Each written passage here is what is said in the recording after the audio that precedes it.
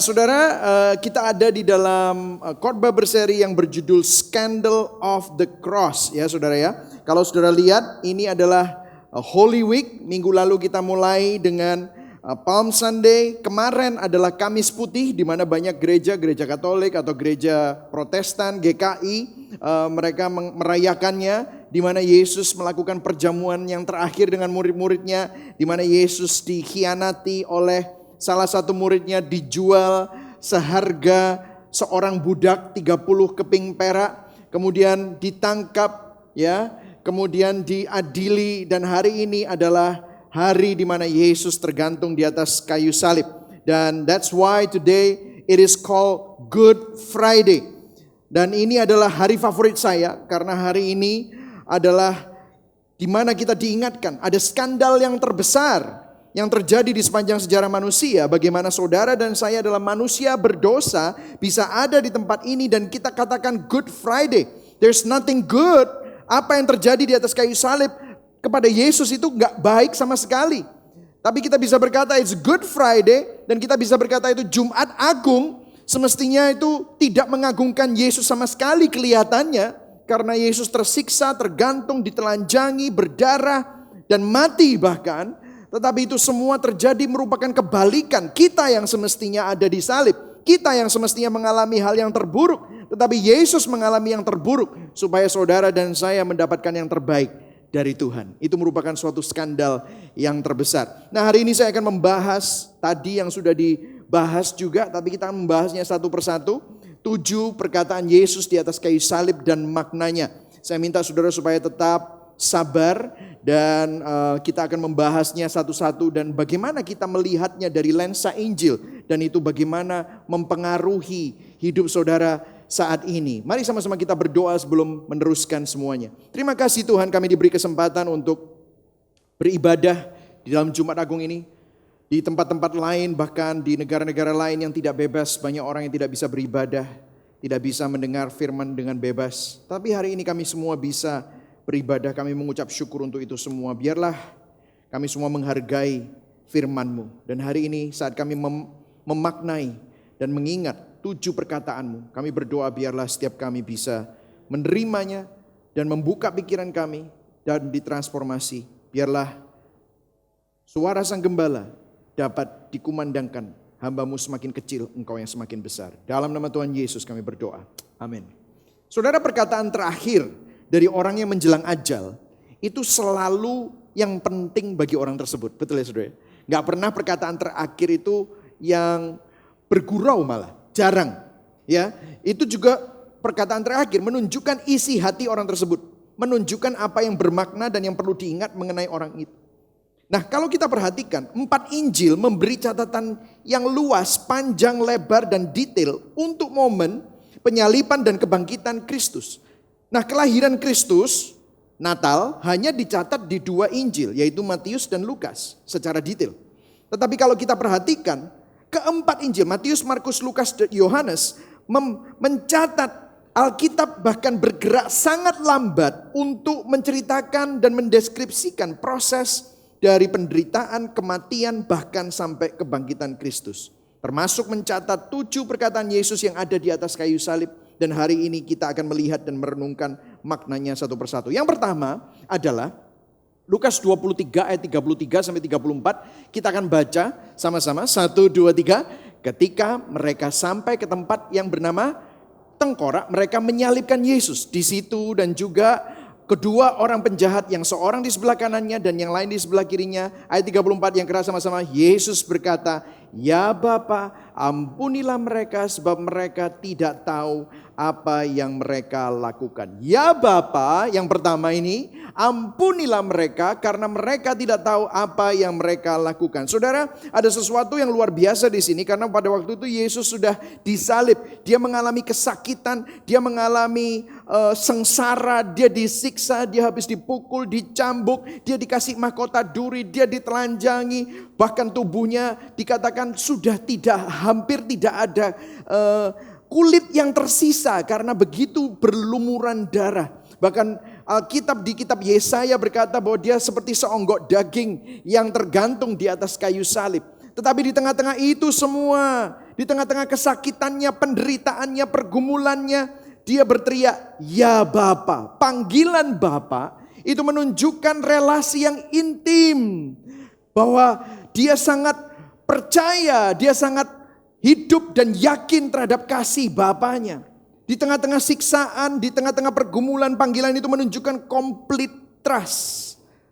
Kepercayaan penuh kepada Bapanya. Menunjukkan kepercayaan penuh akan kasih Bapanya. Saudara, sering dalam hidup kita kalau kita mengalami pergumulan dan penderitaan. Berapa banyak dari kita bukan percaya penuh kepada Bapa, tapi mempertanyakan kasih Tuhan. Betul ya saudara? Justru di tengah-tengah penderitaan kita justru biasanya mempertanyakan, "Tuhan, apakah Engkau mengasihi aku?" Tetapi di sini waktu Yesus berkata, "Ya Bapa," menunjukkan hubungan yang dekat, menunjukkan complete trust and love. Dan dia yakin, dia tahu dia melakukan kehendak Bapanya. Kata-kata ini menunjukkan betapa percayanya Yesus dan betapa yakinnya Yesus akan kasih Bapanya dan rencana Bapanya. Dan bukan hanya itu saja. Dia berkata, "Ampunilah mereka, forgive them." Dalam bahasa Yunani secara gramatikal ini continuous tense. Yang artinya bisa diartikan dia berkata ini berulang-ulang. Dengan kata lain begini saudara, dia berkata ampunilah mereka. Jadi setiap kali kalau saudara perhatikan dia digantung di atas kayu salib, waktu dia dipaku tangannya, waktu dia dipaku dan pada waktu itu ada seorang tentara yang memakukan tangannya di atas kayu itu. Dia berkata ampunilah mereka Tuhan. Ya Bapa ampunilah mereka. Tangan satu lagi, kakinya dikasih mahkota duri, dia dipukuli, dia dicambuk. Dia berkata ampunilah mereka. Dikatakan berulang-ulang. Dikatakan bahwa dia bukan hanya berkata sekali, tetapi dia berkata itu kepada setiap orang yang menyakitinya. Dan bukan hanya Yesus bilang ampunilah mereka, dia bahkan memberikan alasan kepada Bapa untuk mengampuni mereka. Dia bilang apa? Ampunilah mereka karena apa? Mereka tidak tahu apa yang mereka lakukan. Bapa, mereka nggak tahu aku ini siapa. Mereka nggak tahu bahwa aku adalah raja dari segala raja. Mereka nggak tahu bahwa aku adalah pencipta langit dan bumi. Mereka nggak tahu bahwa aku adalah Mesias yang mereka tunggu-tunggu waktu mereka berteriak salibkan dia. Mereka nggak tahu bahwa aku adalah penyelamat. Mereka nggak tahu bahwa aku adalah raja di atas segala raja. Di atas salib Yesus minta ampun atas orang-orang yang menyalibkan dia. Dan itu semua dinubuatkan saudara. Kalau saudara perhatikan di Yesaya 53 ayat 12. Dikatakan dengan rela ia menyerahkan hidupnya dan masuk ke bilangan orang jahat. Dia disalibkan di tengah-tengah orang jahat. Ia memikul dosa orang banyak. Dan berdoa, bahasa aslinya berbicara intercede. Dia bukan hanya berdoa biasa, tetapi dia bersyafaat supaya mereka diampuni. Saudara, kata-kata yang pertama ini benar-benar profound. Kenapa? Karena sungguh sebuah skandal. Yesus yang disalibkan berdoa pengampunan bagi mereka yang menyalibkan dia. Yesus disalib untuk siapa saudara? Karena dosa saudara dan saya. Karena pengorbanan Yesuslah kita menerima pengampunan dosa. Saudara, kalau saudara perhatikan, saudara dan saya adalah orang-orang yang sebenarnya menyalibkan Yesus. Betul atau tidak? Saudara dan saya sebenarnya adalah orang-orang yang semestinya disalib. Kita yang mestinya menanggung hukuman, tetapi kita menghukum Yesus karena kita yang berdosa semestinya. Tetapi Yesus berkata, ampuni mereka. Yesus bersyafaat. Saudara, kalau hari ini Yesus ada di surga karena dia sudah bangkit, dia tetap bersyafaat untuk saudara dan saya. Bahkan di Yohanes 17 dia berkata, aku berdoa untuk mereka yang kau berikan kepadaku, yaitu saudara dan saya. Hari ini saudara, biarlah saudara ingat bahwa engkau memiliki sebuah pengampunan dosa yang tidak bisa diganggu gugat. Itu karena Yesus yang menanggungnya di atas kayu salib. Yang setuju katakan amin. Amin. Yang kedua, berikutnya. Lukas 22 ayat 43. Kata Yesus kepadanya, aku berkata kepadamu. Kita baca sama-sama yang kuning. 1, 2, 3.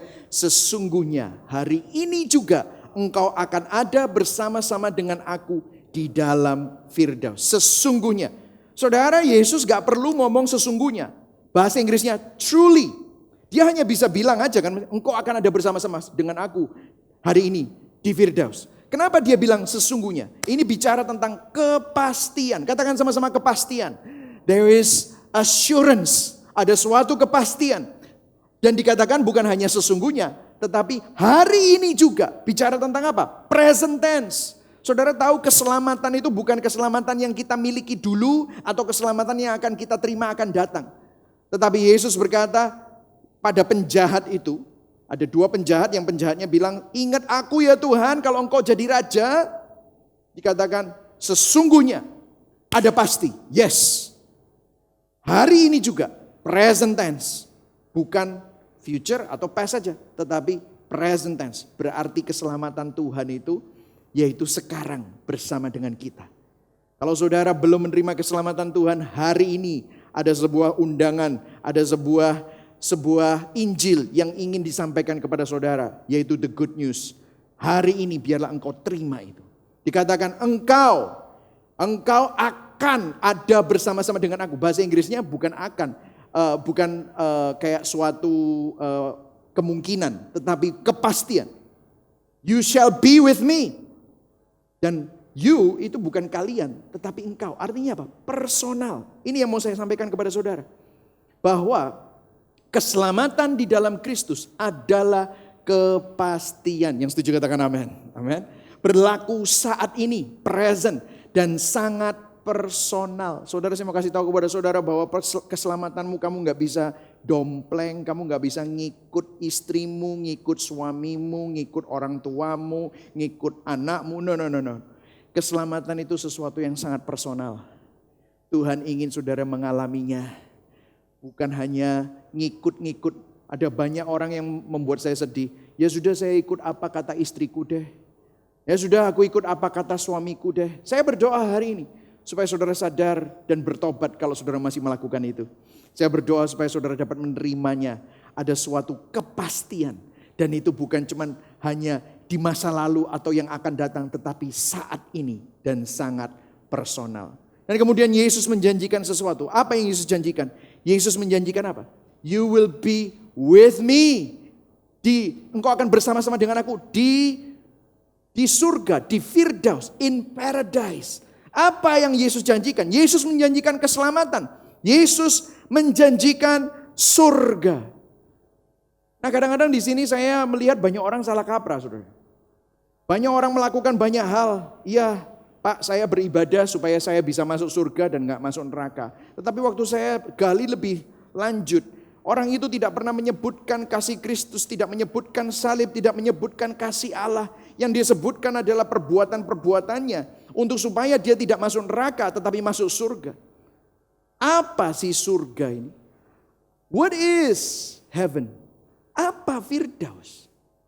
Saudara, kalau saudara perhatikan yang dikatakan Yesus tadi, engkau akan bersama, hari ini juga engkau akan bersama-sama dengan aku di dalam Firdaus. Saudara perhatikan, yang ditekankan bukan di dalam Firdausnya, tetapi perhatikan, hari ini juga engkau akan bersama-sama dengan aku. Surga itu bukan bicara tentang tempatnya saja, tetapi surga itu bicara tentang hidup bersama dengan Tuhan. Hadiratnya dan kepenuhan kasih-Nya serta kemuliaannya. Yang setuju katakan amin. Itulah sebabnya para murid Kristus, meskipun mereka mati martir semua, mereka tetap bisa bersuka cita. Meskipun orang-orang Kristen yang dianiaya mereka hidup dalam penderitaan, kenapa mereka bisa tetap memiliki damai sejahtera? Memang benar mereka akan ada di surga secara tempat. John Flavel, seorang Reformed theologian, dia bilang begini, kalau di surga gak ada Yesus, saya gak mau ke surga. Saya mau pergi ke tempat di mana Yesus berada. Wow, do you know that? Kalau surga nggak ada Yesus, maka surga bukan lagi surga. Karena surga yang sesungguhnya adalah tempat di mana kita bisa bersatu dan berada di dalam hadirat Tuhan. Yang setuju katakan. Saudara, hari ini saya mau berdoa untuk kita semua supaya kita nggak salah kaprah. Yang kita cari bukan tempatnya yang bernama surga. Tetapi biarlah saudara sadar yang paling berharga adalah keberadaan Tuhan bersama dengan kita. Sehingga penderitaan apapun yang kamu alami, kalau kamu tahu bahwa Immanuel, Tuhan beserta kita, maka kita punya surga di tengah-tengah kita. Surga di dalam keluargamu, surga di dalam hidupmu. Amin saudara. Nah, kalau saudara perhatikan, dikatakan di sini, mungkin saudara tanya, gimana ya pastor ya? Caranya supaya bisa menerima itu tuh gimana? Oke, konteksnya begini. Kalau kita lihat ayat ini tadi, konteksnya jelas. Kita baca ayat 39-nya. Kalau saudara perhatikan, Yesus itu didampingi oleh dua penjahat di sebelah kanan dan di sebelah kirinya. Dan kalau saudara lihat, saat kita semua dihadapkan dengan salib, saat dunia dihadapkan dengan salib, selalu ada dua reaksi yang seperti ini. Yang reaksi pertama, kita baca ayat 39. Seorang dari penjahat yang digantung itu menghujat dia, mencemooh, mengejek. Katanya, bukankah engkau adalah Kristus? Selamatkan dirimu dan kami. Jangan kaget kalau orang melihat salib dan saudara melihat ini goblok banget sih. Gak mungkin Tuhan kok bisa mati? Mana mungkin? It's always like that. Selalu ada pertanyaan itu. Dan kalau saudara lihat, bukankah engkau adalah Kristus? Ini adalah penghujatan. Selamatkan dirimu dan kami. Tetapi lihat, reaksi berikutnya, ayat 40. Tetapi yang seorang menegur dia, bahasa Inggrisnya rebuking him, katanya, tidakkah engkau takut juga tidak kepada Allah? Sedang engkau menerima hukuman yang sama, ayat 41. Kita baca sama-sama ayat 41. 1, 2, 3. Kita memang selayaknya dihukum sebab kita menerima balasan yang setimpal dengan perbuatan kita. Tetapi orang ini tidak berbuat sesuatu yang salah. Saudara, lihat ini. Jadi ada dua penjahat, penyamun yang ada di sebelah Yesus. Saudara, kalau kita ngomongin tentang dua penyamun ini, kita adalah gambaran mereka. Halo? Kita adalah kriminal-kriminal. Ini loh yang seringkali kita ini miss. Kita pikir kita ini orang baik. Saudara, bedanya kita sama kriminal-kriminal yang disalib di sebelah kanan dan kiri Yesus. Itu apa? Mereka ketangkep. Kita masih bisa jalan-jalan di mall, makan soto, makan bakso. Padahal kita semua ini kriminal, penjahat. Hati kita ini jahat. Tanpa Tuhan, kita ini mestinya dihukum mati. Tanpa Tuhan, kita ini semua pelanggar-pelanggar hukum. Betul atau tidak, saudara? Semua kita semestinya ada di salib. Makanya yang satunya ini parah, saudara. Dihadapkan dengan salib, selalu ada dua respon. Yang satunya mengejek, menghina, merendahkan. Sudah dihukum, sudah berdosa, masih sombong, saudara. Bukankah ini manusia? Betul ya? Kita ini ada di bawah kutuk dosa. Wah, sombongnya setengah mati, gak mau bertobat. Merasa gak salah, merasa lebih baik dari orang lain. Itulah keadaan manusia. Tetapi yang satunya, yang ayat 41, kita memang selayaknya dihukum. Sebab kita menerima balasan yang setimpal dengan perbuatan kita. Saudara, kalau saudara mau menerima kasih karunia, saudara kalau sadar kasih karunia hanya bisa diterima pada saat saudara sadar Anda orang berdosa. Anda orang yang tidak mampu.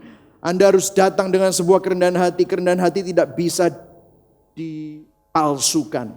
Kalau saudara sadar Anda orang berdosa. Anda orang yang sudah jahat. Anda gak mampu menyelamatkan dirimu. Baru anugerah Tuhan itu justru bersinar terang. Tim Keller bilang begini. The more you see your own flaws and sin, the more precious, electrifying, and amazing God's grace appears to you. Semakin kita sadar akan kelemahan kita, semakin kita sadar akan dosa-dosa kita, bahwa kita adalah orang yang sudah bersalah dan layak setimpal untuk dihukum, baru kita bisa melihat anugerah Tuhan yang besar. Anugerah Tuhan tiba-tiba baru bersinar dan jadi indah. Kriminal yang satu ini hancur dia. Dia bilang, kita memang mestinya dihukum. Kita orang berdosa, kita mendapatkan balasan yang setimpal. Tapi orang ini gak berdosa. Bahkan kalau dia lihat, kalau saudara perhatikan, dia bilang begini sama Yesus. Ayat 42, ayo baca sama-sama. Lalu ia berkata, yang kuning, Yesus, ingatlah akan aku apabila engkau datang sebagai Raja. Yesus bahasa aslinya Yeshua. Saudara tahu artinya Yeshua? Penyelamat. Savior. Orang yang penyelamatku. Yeshua. Remember me. Dan dia bukan cuma hanya ngomong bahwa dia butuh penyelamat. Dia sadar dia orang berdosa dan dia butuh penyelamat. Apabila engkau datang sebagai Raja. Wah, saudara, di atasnya salib itu ya. Ada tulisan, inilah Raja orang Yahudi. Orang mengolok dia. Lucu ya, inilah skandal terbesar. Kenapa? Orang yang diolok-olok, ejek, dia adalah raja, sebagai raja. Dia sebenarnya benar-benar adalah raja segala raja. Dan sang penyamun ini tahu. Dia bilang, apabila engkau datang with your kingdom, because you are a king. Engkau bukan hanya penyelamat, tetapi engkaulah raja.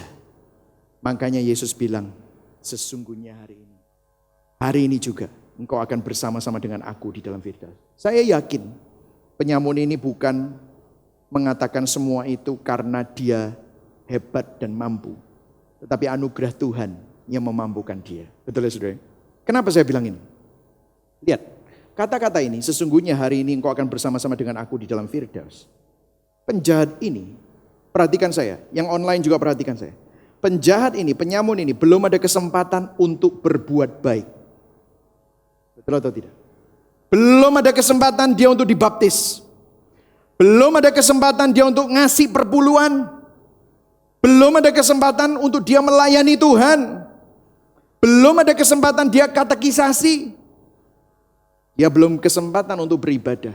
Tetapi sesungguhnya, as soon as dia mengetahui bahwa dia adalah orang berdosa, langsung dia berteriak kepada Yesus, Yeshua, penyelamat, ingat aku, engkau raja atas hidup kami semua.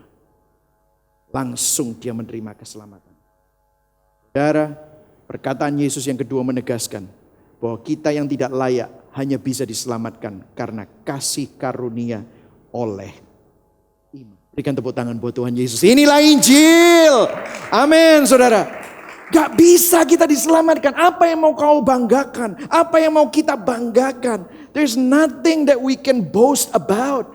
Gak ada yang bisa kita megahkan dalam hidup kita. Ayo kita baca sama-sama yuk Efesus 2 ayat 8-9. Saya tahu banyak yang sudah hafal tetapi kita perlu menghafalkannya dan membacanya sekali lagi. Ayo baca sama-sama yang keras ya. 1, 2, 3. Sebab karena kasih karunia kamu diselamatkan oleh iman. Itu bukan hasil usahamu, tetapi pemberian Allah. Itu bukan hasil pekerjaanmu. Jangan ada orang yang setuju, katakan amin yang termeriah. Amin. Ini bukan hasil usaha kita, pemberian Tuhan ini. There's nothing that we can boast about. Jadi kalau kita bisa ada di sini saudara, itu semata-mata karena anugerah. Mungkin ada orang yang protes, waduh Pastor Michael ini selalu khotbah grace, anugerah. Apakah perbuatan baik gak penting? Penting. Tetapi lihat dong sequence-nya. Ini ayat 8, 9, ayat 10-nya bilang apa? Ini ayat 10-nya. Karena kita ini buatan Allah diciptakan dalam Kristus Yesus untuk apa? Saudara, ayo baca yang keras. Untuk melakukan pekerjaan baik. Jadi ini sequence-nya saudara. Keselamatan kita terima karena kasih karunia oleh iman. Itu yang memampukan kita untuk melakukan pekerjaan yang baik. Saudara berbuat baik bukan untuk selamat. Saudara beribadah bukan untuk selamat, tetapi karena saudara sudah selamat, makanya saudara dimampukan untuk berbuat baik. Karena saudara sudah selamat, itulah sebabnya engkau beribadah dan memakai semua kesempatan yang diberikan Tuhan atas hidupmu untuk kemuliaannya. Amin saudara. Nah banyak orang yang bilang gini, enak ya, jadi penyamun itu enak ya. Aku tuh mau hidup ya. kecil dimanja, muda foya-foya, tua kaya raya, sebelum mati bertobat supaya waktu mati aku masuk surga. Betul gak? Pernah dengar ya seperti itu? Itu kan guyonannya orang-orang ya kan saudara. Tapi ada orang yang bilang gini, enak kalau sebelum mati terus sudah gitu bertobat langsung jadi seperti ini kan.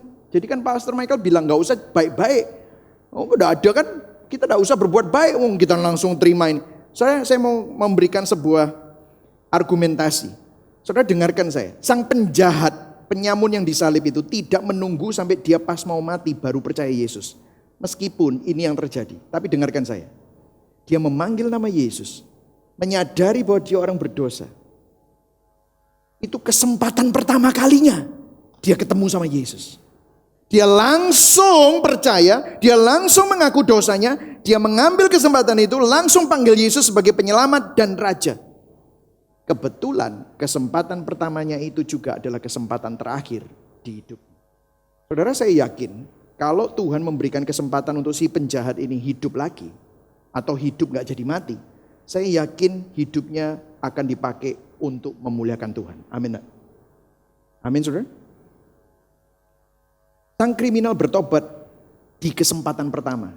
Kalau hari ini saudara mendengar suara sang gembala, gembala agung kita yaitu Yesus Kristus yang saya beritakan, dan hatimu tergugah, jangan lama-lama lagi. Karena kesempatan ini adalah kabar baik yang kau tunggu-tunggu selama ini. Amin saudara. Makanya hari ini kalau saudara membaca ini, kita baca sekali lagi yuk yang kedua, 1, 2, 3. Sesungguhnya hari ini juga engkau akan bersama-sama dengan aku di dalam Firdaus. Ada kepastian, sesuatu yang present tense. Saudara, ini adalah keselamatan yang kita terima di dalam Yesus Kristus. Surga bukan tentang tempatnya saja, tetapi tentang kehadiran Tuhan. Makanya ini adalah skandal, sungguh suatu skandal. Yesus sang penyelamat dan yang tidak bersalah justru didakwa dan dihukum mati untuk menanggung kejahatan kita. Yang ketiga saudara, yang ketiga. Ketika Yesus melihat ibunya dan muridnya yang dikasihnya di sampingnya, berkatalah ia kepada ibunya, "Ibu, inilah anakmu." Kemudian katanya kepada muridnya, "Inilah ibumu." Dan sejak saat itu murid itu menerima dia di dalam rumahnya. Saudara, ibu, inilah anakmu, inilah ibumu. Ini menunjukkan apa? Menunjukkan sisi kemanusiaan Yesus dan kasih sayang Yesus kepada sang ibu. Dia meminta Rasul Yohanes. Yohanes adalah satu-satunya murid Yesus yang ada di bawah kaki salib Yesus. Dia bersama dengan Maria untuk memperhatikan ibunya. Nah, apa maksudnya? Yesus tetap setia dan tidak mengabaikan tanggung jawabnya sebagai seorang anak. Nah, apa yang dimaksud gini?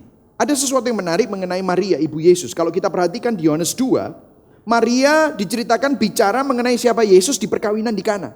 Saudara masih ingat perkawinan di Kana ada air menjadi anggur? Itu gara-gara Maria ngomong sama pemimpin pesta.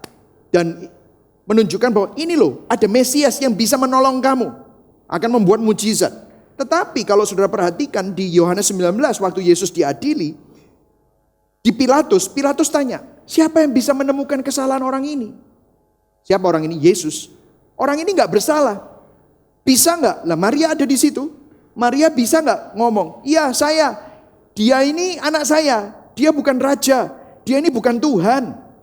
Dia ini anak saya. Saya loh istrinya tukang kayu. Mungkin anak saya agak gila. Mungkin gitu ya saudara ya. Bisa gak Maria bilang gitu? Bisa. Tetapi dia tidak berkata itu. Dia silent. Dia tetap tidak berkata apa-apa. Kenapa? Karena dari awal Maria tahu Yesus itu siapa. Kalau saudara perhatikan Lukas 1 ayat 31. Waktu Gabriel menampakkan diri kepada Maria. Gabriel bilang, sesungguhnya engkau akan mengandung dan akan melahirkan seorang anak laki-laki. Dan hendaklah engkau menamai dia apa? Yeshua, Yesus. Yaitu siapa? Sang penyelamat. Ia akan menjadi besar dan akan disebut Anak Allah yang Maha Tinggi. Dan Tuhan Allah akan mengaruniakan kepadamu tahta Daud, the throne of David. Siapa ini? Ngomongin Yesus adalah Mesias, Raja, Bapa leluhurnya. Dan ia akan menjadi apa? Raja. Dan kerajaannya tidak akan berkesudahan. Dan kalau saudara lihat, Maria langsung tanya, bagaimana mungkin? Bagaimana hal itu dapat terjadi? Karena aku belum bersuami. Jawab malaikat itu kepadanya, Roh Kudus akan turun atasmu. Kuasa Allah yang Maha Tinggi akan menaungi engkau.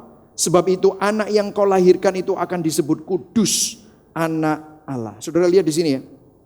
Ini adalah karya Allah Tritunggal. Allah Tritunggal bekerja sama, 3 pribadi, 1 hakikat keesaannya, ehad. Saudara lihat ya, Roh Kudus, pribadi ketiga, akan turun ke atasmu dan kuasa Allah yang Maha Tinggi, pribadi pertama, Allah Bapa, akan menaungi engkau. Sebab itu anak, Holy Child yang akan kau lahirkan, anak itu adalah Yesus, pribadi kedua. Itu akan disebut kudus, the Son of God. Ini ada sesuatu yang menarik.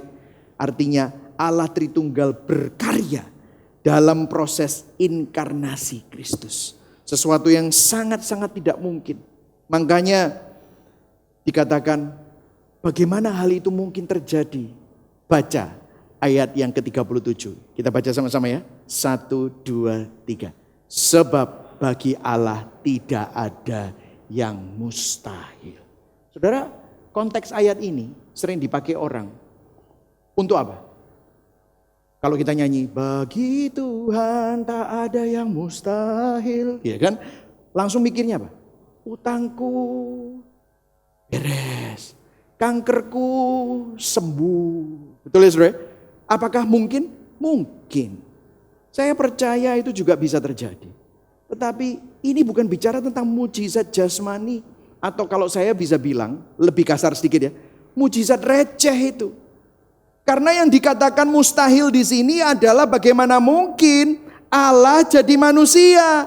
Bagaimana mungkin Tuhan harus hidup tanpa dosa tapi mati di salib.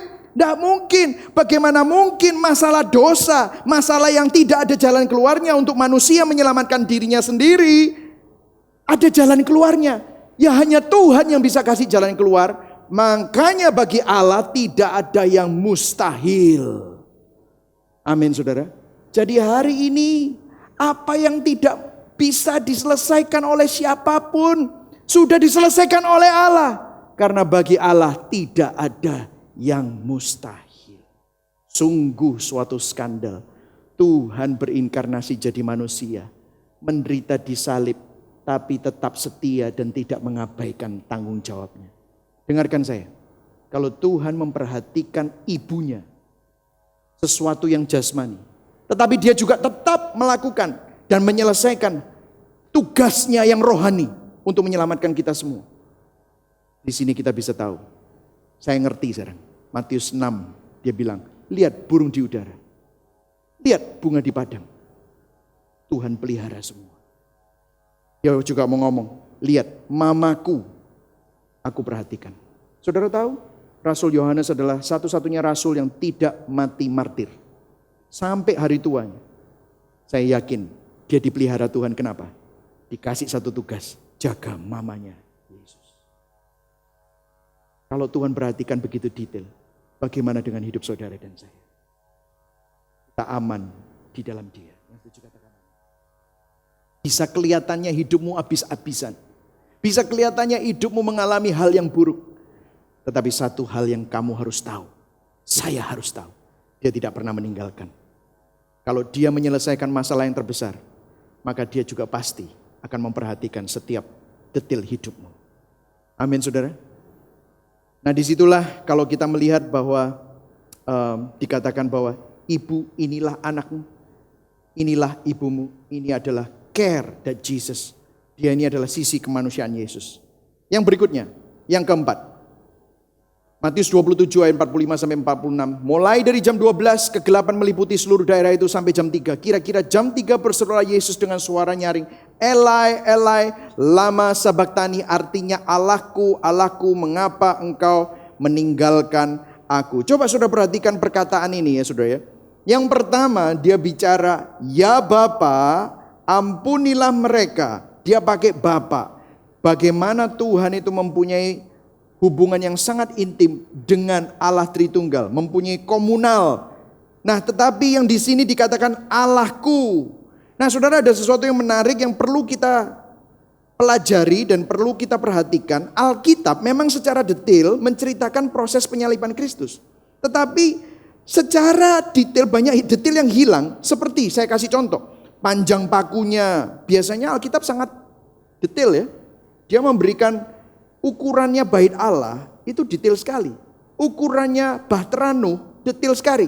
Tetapi panjang pakunya, banyaknya darah yang dikeluarkan, detail mahkota durinya, penderitaan fisik Yesus yang dialami, meskipun cukup spesifik seperti dicambuk 39 kali dan yang lain-lain, tapi tidak ada data-data yang detail tentang penderitaan secara fisik. Kenapa?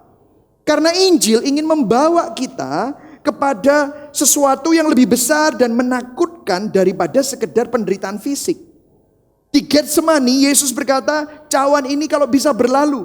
Cawan ini bukan hanya berbicara tentang penderitaan fisik, tetapi ada sesuatu yang membuat Yesus sangat takut sampai dia keringatnya menetes seperti tetesan darah. Apa yang ditakutkan oleh Sang Juru Selamat kita? Apa yang ditakutkan dari cawan murka Allah itu? Saudara, ini jawabannya. Penderitaan terbesar yang Yesus harus jalani di salib bukan hanya penderitaan fisik saja, tetapi keterpisahan dari Allah Bapa. Ini yang membuat dia sangat-sangat takut. Karena ada persekutuan intim dan komunal antara keesaan Allah Tritunggal. Dia tidak pernah terpisah dari Bapanya. Dan saudara tahu, waktu Yesus berteriak, "Allahku, Allahku, mengapa engkau meninggalkan aku?" Dia menggenapi nubuatan perjanjian lama yang ada di dalam Yohanes Mazmur 22 ayat 2. "Allahku, Allahku, mengapa engkau meninggalkan aku?" Word per word itu ada. Kalau saudara perhatikan, di Yohanes pada mulanya adalah firman, firman itu bersama-sama dengan Allah dan firman itu adalah Allah. Firman itu adalah Allah. Firman itu bersama-sama dengan Allah dan firman itu menjadi manusia.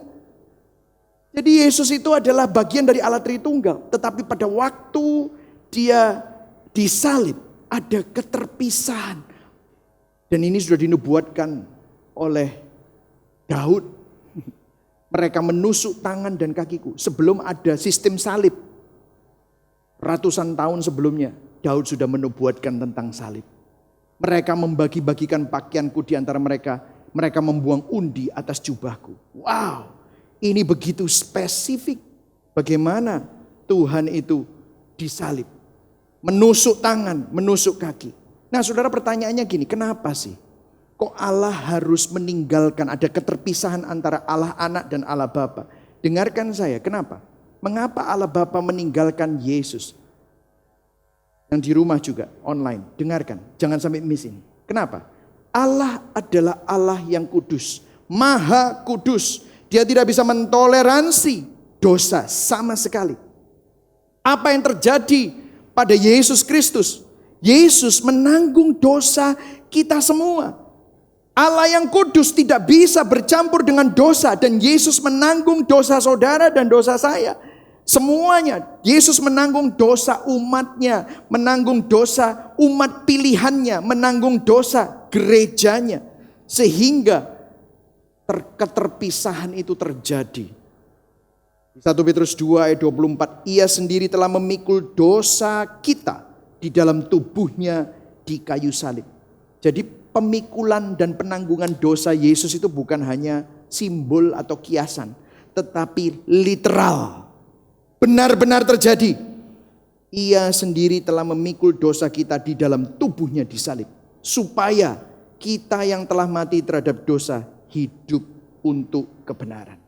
Oleh bilur-bilurnya kamu telah sembuh. Sekali lagi, bilur-bilur ini bukan tentang penyakit lagi. Meskipun bisa. Tetapi ada penyakit dan virus yang terbesar, yaitu dosa. Dan itu disembuhkan melalui karya salib Kristus. Berikan tepuk tangan buat Tuhan. Amin saudara. Wow. Terima ini saudara. Ini maknanya saudara. Dia yang tidak mengenal dosa. Dibuat menjadi dosa karena kita. Oleh siapa? Allah Bapa. Supaya di dalam Dia, Yesus Kristus, kita dibenarkan Allah. Hari ini saudara diampuni karena ada yang menanggung hukuman. Saudara bisa bilang, Tuhan ampuni dosaku, dan saudara langsung diampuni. Firman Tuhan jelas sekali. Sungguh suatu skandal. Keintiman Allah Tritunggal harus mengalami keterpisahan demi menanggung dosa umat. Setuju katakan amin. Yang berikutnya, yang kelima. Sesudah itu karena Yesus tahu bahwa segala sesuatu telah selesai, berkatalah ia supaya genaplah yang ada tertulis dalam kitab suci. Aku haus. Katakan sama-sama, aku haus. Ini menunjukkan apa? Yesus, aku haus yang kelima. Yesus adalah manusia tulen. Yesus juga adalah Tuhan. Nah saudara, Filipi 2 ayat 6-8 saya selalu kutip. Walaupun Yesus setara dengan Allah, tetapi dia tidak menganggap kesetaraannya dengan Allah sebagai suatu milik yang harus dipertahankan. Betul ya saudara?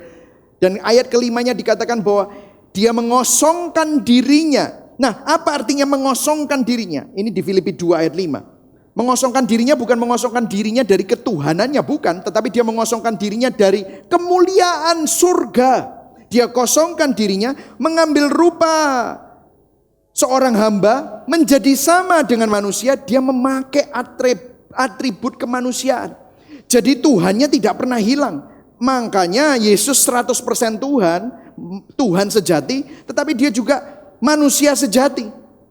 Nah, manusia dengan Tuhan ini merupakan suatu skandal, gak bisa dimengerti. Kok bisa ya? Ya, ini sesuatu yang gak masuk akal. That's why inilah yang namanya doktrin hypostatic union. Nah orang Kristen ini perlu tahu ini loh. Supaya kalau Anda ditanyain sama orang-orang agama lain, Tuhanmu kok jadi manusia, gak masuk akal. Betul ya saudara? Tuhan kok bisa mati? Pasti itu pertanyaan-pertanyaan yang biasa. Kalau saudara gak bisa jawab, saudara perlu ikut APS. Nah, saudara, ya. Hypostatic union ini bicara tentang apa? Tuhan gak pernah kehilangan ketuhanannya. Dia meninggalkan kemuliaan surga, tetapi dia memakai atribut manusia. Makanya kadang-kadang dia bisa tahu segala sesuatu pada waktu dia memakai ketuhanannya. Tetapi kadang-kadang dia bisa lapar, dia bisa haus, dia bisa bilang aku gak tahu. Bapakku di surga yang tahu. Karena itu adalah bagian kemanusiaannya. Inilah hypostatic union. Nah ini bahaya saudara. Banyak orang zaman sekarang, gereja-gereja banyak yang tersesat. Bahkan ada prominent pengkhotbah yang sudah dikeluarkan dari GBI bahkan. Wah, luar biasa, GBI bisa sudah keluar, sudah nggak ada. Karena apa? Dia tidak percaya ini, dikirain Yesus ini adalah saudaranya Lucifer gitu loh. Dia nggak percaya Allah Tritunggal, dia percayanya Allah Dwi Tunggal. Hati-hati saudara. Jadi mengosongkan dirinya bukan dari ketuhanannya, tetapi dari kemuliaan surga. Dan lihat, kenapa dia melakukan itu? Ibrani 2 ayat 17. Itulah sebabnya, maka dalam segala hal ia harus disamakan dengan saudara-saudaranya. Siapa saudara-saudaranya? Saudara dan saya. Supaya ia menjadi imam besar yang menaruh apa? Belas kasihan. Dan yang setia kepada Allah untuk mendamaikan dosa seluruh bangsa. Gunanya apa? Sebab oleh karena ia sendiri telah menderita karena pencobaan. Baca semuanya. Ayo semua yang keras ya. Maka ia dapat menolong mereka yang dicobai. Saudara, Yesus menjadi manusia, berinkarnasi, mengalami semua yang saudara dan saya alami. Minggu lalu kita sudah baca ayat ini. Kita mempunyai iman besar, bukanlah iman besar yang tidak dapat merasakan kelemahan-kelemahan kita. Amin saudara. Apa yang kamu rasakan? Kamu gak akan pernah bisa ngomong, gak ada yang bisa ngerti perasaanku, gak ada yang bisa ngerti apa yang aku rasakan dan apa yang aku jalani. Benar, mungkin suamimu gak ngerti, istrimu gak ngerti, doktermu gak ngerti, pendetamu gak ngerti, anakmu gak ngerti. Tapi Yesus ngerti. Dia pernah mengalami semuanya. Bahkan kesakitan yang terbesar dia pernah alami. Keterpisahan dari orang yang paling dia cintai, dia alami. Ayat 15, lihat. Ini efeknya. Sebab itu, baca semuanya, 1, 2, 3. Marilah kita dengan penuh keberanian menghampiri apa? Tahta kasih karunia. Supaya kita menerima rahmat dan menemukan kasih karunia. Untuk mendapat pertolongan kita pada waktunya. Yang setuju katakan amin yang keras, amin. Ini yang dilakukan Yesus. Supaya apa? Supaya saudara dan saya dapat didampingi. Sungguh suatu skandal. Tuhan rela menderita sengsara untuk dapat turut merasakan pergumulan kita. Dan apa saudara? Mendampingi kita. Tidak pernah sekalipun kau tidak didampingi. Tidak pernah sekalipun kau sendirian. Dia namanya Immanuel. Amin saudara. Yang ketujuh saudara. Yang keenam, Di situ ada suatu bekas penuh anggur asam. Maka mereka mencucukkan bunga karang yang telah dicelupkan dalam anggur asam pada sebatang hisop. Lalu mengunjukkannya ke mulut Yesus. Sudah Yesus meminum anggur asam itu, berkatalah ia, apa katanya? Sudah selesai. Bahasa Yunaninya adalah tetelestai. It is finished. Saya berikan ada beberapa hal yang berhubungan dengan it is finished. Waktu seorang tuan dengan seorang hamba memberikan sebuah tugas, hambanya menyelesaikan tugasnya, pekerjaan sudah selesai tuanku, dia berkata apa? Tetelestai. Waktu seorang imam ketemu dengan umatnya harus bawa hewan peliharaan, dan hewan peliharaan itu harus adalah hewan yang tidak bercacat dan tidak bercela. Setelah imam itu memeriksa hewan tersebut, matanya sempurna, kakinya nggak ada yang cacat, tidak ada yang sakit kulit, semua bulunya bagus, semuanya baik, maka dia akan berkata tetelestai. Seorang pedagang waktu dia membawa nota bahwa semuanya hutangnya sudah lunas, pembayaran sudah dilunasi, maka dia akan bicara kepada orang yang menagihnya, tetelestai. Seseorang artis yang menyelesaikan pahatannya, lukisannya, karya masterpiece-nya, waktu sudah selesai, dia bilang ini sudah komplit, sudah utuh, sudah jadi, siap untuk dipertunjukkan. Dia bicara tetelestai. Waktu seorang tawanan setelah dia menjalani hukumannya dan dia bebas keluar penjara karena dia sudah menjalani semua vonisnya, dia berkata apa? Tetelestai. Apa yang diselesaikan Yesus Kristus? Yesus Kristus menyelesaikan semua hukuman dosa saudara dan dosa saya. Harganya sudah lunas dibayar. Perpisahan antara Bapa dengan dia, di mana manusia tidak bisa mencapai Bapa dengan kekuatannya sendiri, perbuatan baiknya. Dia yang adalah utusan Bapa turun menanggung hukuman saudara dan saya, diselesaikan semua. Supaya saudara dan saya mempunyai akses. Apa yang terjadi waktu Yesus berkata sudah selesai? Tirai yang memisahkan antara ruang Maha Kudus dan ruang kudus, di mana orang kalau mau masuk ruang Maha Kudus harus imam besar, harus keturunan Harun, harus suku Lewi. Imam biasa nggak boleh masuk, apalagi bangsa Israel biasa dari suku lain, apalagi saudara dan saya nggak bisa masuk. Tetapi pada waktu Yesus berkata tetelestai, sobek dari atas ke bawah, menunjukkan bukan inisiatif manusia, atas ke bawah bicara tentang inisiatif Tuhan yang cari manusia. Sehingga akses itu dibuka melalui karya salib Kristus. Jembatannya sudah dibangun, jembatannya sudah selesai, harganya lunas dibayar. Siapapun yang percaya mempunyai korban yang sempurna, anak domba Allah. Kamu punya akses masuk ke hadirat Tuhan. Makanya tadi waktu kita nyanyi, ku milikmu, langsung hadirat Tuhan bisa mengkonfirmasi. Saudara tidak perlu lewat imam, karena Yesuslah imam besar kita. Saudara tidak perlu harus sembelih binatang, karena Yesuslah korban kita. Makanya firman Tuhan berkata di Ibrani 10 ayat 10. Karena kehendaknya inilah kita telah dikuduskan. Berapa kali saudara? Berapa kali saudara? 1 kali. Untuk apa? Selama-lamanya. Oleh apa? Persembahan tubuh Yesus Kristus. Dialah anak domba yang sempurna. Ayat 12 kita baca sama-sama. 1, 2, 3. Tetapi ia telah mempersembahkan hanya 1 korban saja karena dosa. Ia duduk, saudara dengarkan, duduk sudah selesai. Dia udah gak ada kerjaan lagi, makanya dia duduk untuk selama-lamanya di sebelah kanan Bapa. Apa yang dia lakukan? Berdoa, bersyafaat untuk saudara dan saya, umat pilihannya. Ayat 14, sebab oleh berapa korban? 1 korban saja. Ia telah menyempurnakan untuk selama-lamanya mereka yang ia kuduskan. Berikan tepuk tangan buat Tuhan. Wow. Amin saudara. Dan lihat, ini belum selesai saudara. Ayat 17-nya. 17-nya, ini efeknya. Allah Bapa bilang apa?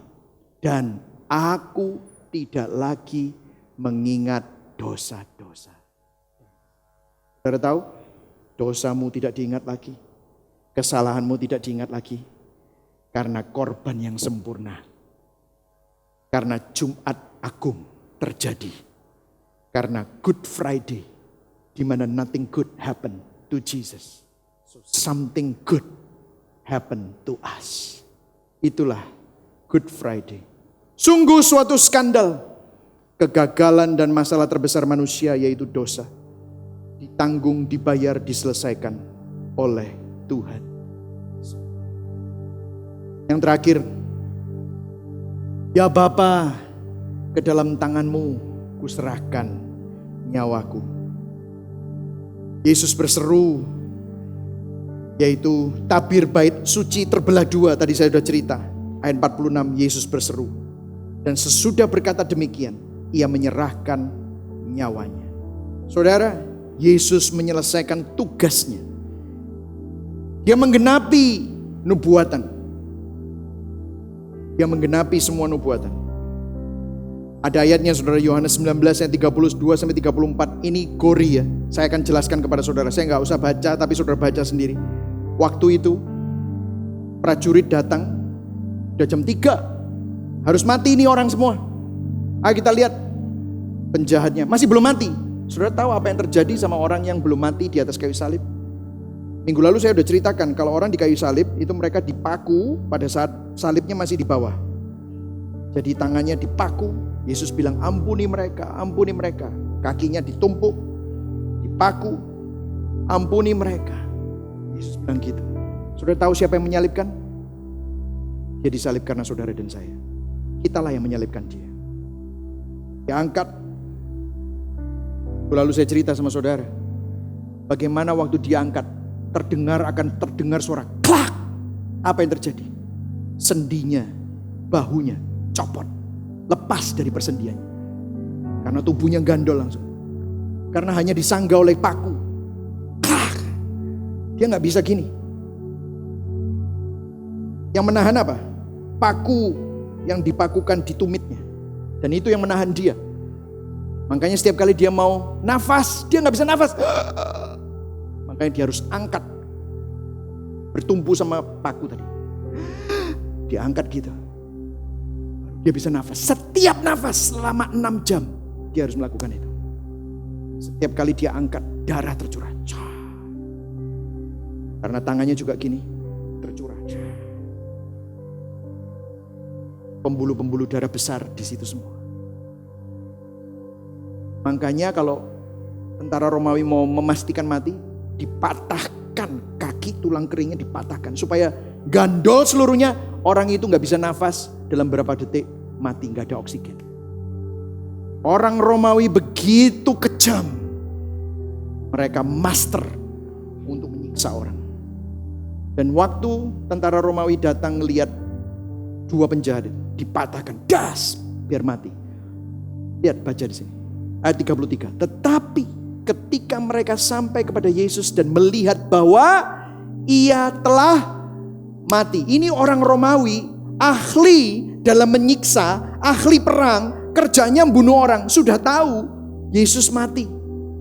Jadi mereka tidak mematahkan kakinya. Saudara tahu kenapa? Karena sudah mati. Tidak perlu dipatahkan. Dan memang ada nubuatan. Yesus tidak ada satupun dari tulangnya yang patah. Jadi yang hancur hanya dagingnya. Ayat 34, tetapi seorang dari antara prajurit itu menikam lambungnya dengan tombak dan segera mengalir keluar air dan darah.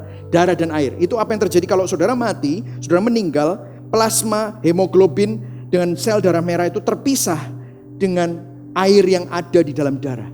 Sehingga orang ini udah jago ya. Dia udah tahu, oh udah mati. Dan ini dikatakan di Yohanes 19 ayat 36 dan 37. Hal ini terjadi supaya genaplah yang tertulis di dalam kitab suci. Yaitu apa? Di Mazmur saudara ditulis bahwa tidak ada tulangnya yang akan dipatahkan. Ayat 37 ada pula nas yang mengatakan mereka akan memandang kepada dia yang telah mereka tikam pakai tombak saudara. Di Sakaria 12 ayat 10. Tetapi justru inilah puncaknya, karena kematian Yesus justru merupakan kemenangan atas maut. Yang setuju katakan amin. Dia mati supaya saudara dan saya mendapatkan kehidupan. Dia pernah berkata begini di Yohanes 10. Tidak seorang pun mengambil nyawa daripadaku, melainkan aku memberikannya menurut kehendakku sendiri. Aku berkuasa memberikannya dan berkuasa mengambilnya kembali. Inilah tugas yang kuterima dari Bapakku. 3 hari kemudian dia bangkit. Minggu ini saya akan bahas kebangkitan Yesus Kristus. Tapi hari ini kita diingatkan bahwa kematian Yesus justru merupakan kemenangan yang mulia. Kemenangan kita atas maut. Saudara tahu Yesus memiliki kuasa atas kehidupan dan kematian. Problem fundamentalis yang kita alami semua, problem fundamental adalah kematian. Semua kita takut mati, betul atau tidak saudara? Hari ini gak perlu saudara takut. Kenapa? Kematian sudah ditanggung oleh Yesus Kristus. Kematian justru merupakan suatu awal dari kehidupan yang kekal buat saudara dan saya. Awal, karena itu adalah akhir dari penderitaan kita di dunia yang fana ini. Kita masuk ke dalam sebuah pengharapan. Kita masuk ke dalam sebuah kesatuan dengan Allah kita. Yesus memiliki kuasa atas kehidupan dan kematian. Yang lucu ya saudara, kalau saudara lihat sinetron, biasanya, nah aku pesan sebelum aku mati. Terus habis itu dia mati, selesai pesan. Pernah gak sih ada orang kayak gitu? Gak ada kan? Bisa gak kamu bilang, aku sebentar lagi mati, selamat tinggal. Mati. Gak ada orang kayak gitu. Biasanya yang terjadi adalah kalau meninggal gak disangka-sangka meninggal, betul ya? Tiba-tiba dia sudah tidur atau sudah ini, terus tiba-tiba lama-lama meninggal. Tapi Yesus bilang, Bapa, ke dalam tanganmu aku serahkan rohku. Maka dia menghembuskan nafas terakhir, boom, langsung mati. Sampai orang Romawi bilang gini, kepala pasukan yang berdiri berhadapan dengan dia melihat matinya demikian. Ini kepala pasukan, dia udah biasa lihat orang mati.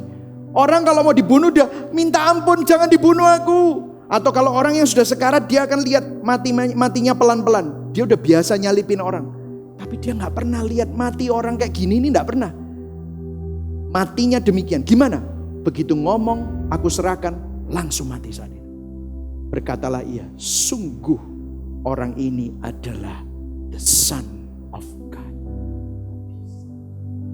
Dan memang benar, 3 hari kemudian maut dikalahkan.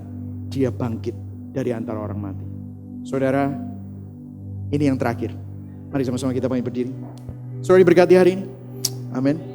Saya tahu ini agak panjang ya saudara, tapi ini Jumat Agung. Saya rasa panjangnya kebaktian ini gak ada bandingannya dengan apa yang Kristus lakukan. Amin saudara. Sungguh suatu skandal. Ayo baca sama-sama. Sungguh suatu skandal. Tuhan yang tidak bisa mati, rela mati di salib, supaya kita yang mati memperoleh kehidupan. Berikan tepuk tangan buat Tuhan Yesus. Amin saudara.